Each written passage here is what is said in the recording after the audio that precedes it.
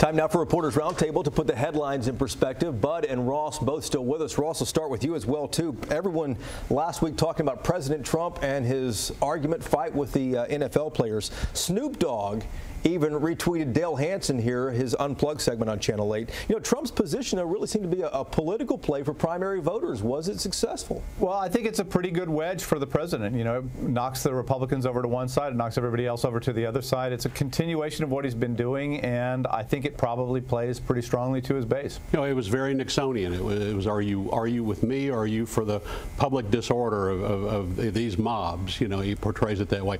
But, you know, bringing the NFL into it, Trump, of course, tried to get into the NFL and wasn't allowed to get into it. He has a grudge.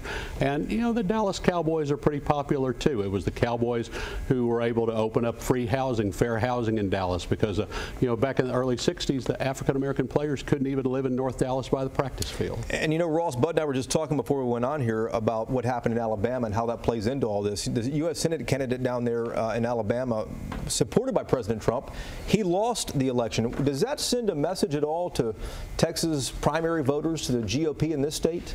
Well, I think, you know, Trump lost that election, but the candidate who won was the Trumpian candidate. You know, Roy Moore was the guy from that side of the thing. Each of these elections along the way is a little bit of a referendum on Trump and the people that elected him and that kind of politics. And right now, that kind of politics is prevalent. What's your takeaway, Bud? Well, the Trump's voters still think the swamp needs to be drained, whether Trump's in it or are helping drain it.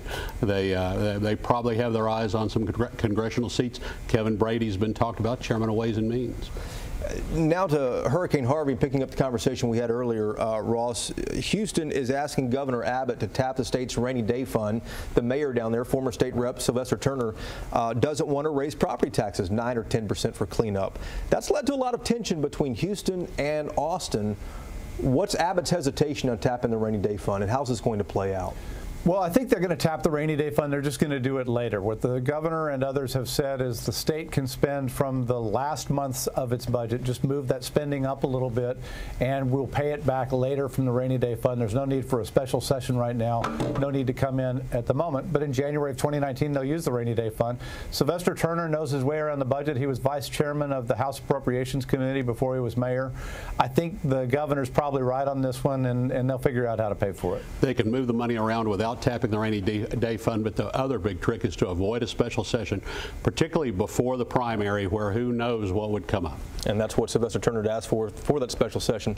Gentlemen, thank you guys very much. We appreciate it. And thank you for watching as well. Bud, Ross, and I will see you again next Sunday.